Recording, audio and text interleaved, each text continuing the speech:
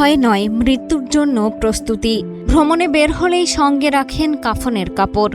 জনপ্রিয় ভারতীয় সঙ্গীত শিল্পী লাকি আলির মুখে মৃত্যু নিয়ে এমন কথা শুনে আবেগাপ্লুত ভক্তরা। তবে কি মৃত্যুকে ঘিরে কোনো বিশেষ আশঙ্কা কাজ করছে শিল্পীর মনে?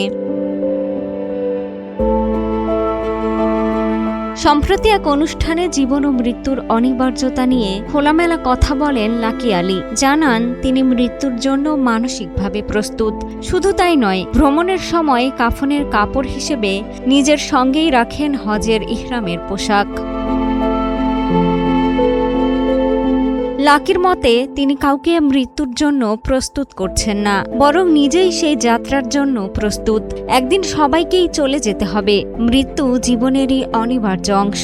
আগামী 16 আগস্ট দুবাই কনসার্টে গাইবেন লাকি। তার আগে শিল্পীর এমন বক্তব্যে তৈরি হয়েছে আলোচনা।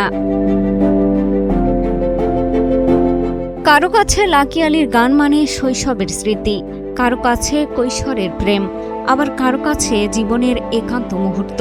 বলিউড অভিনেতা মেহমুদের ছেলে হলেও অভিনয়ের চেনা পথে নিজেকে আটকে রাখেননি লাকি। সানাম, একবাল কা জিনা, অসংখ্য গান তাকে এনে দেয় আলাদা পরিচিতি। সুস্থ জীবন, সুন্দর পৃথিবী। কাহো না প্যার হে বাজনাই হাসিনো সিনেমার গানও তার কণ্ঠে পেয়েছে আলাদা আবহ।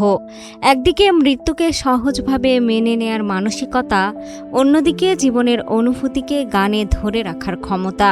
লাকি আলি যেন নিজের জীবন দর্শনেই দখল করেছেন ভক্তদের ভালোবাসার জায়গা। মিষ্টি খাতুন, কালের কণ্ঠ।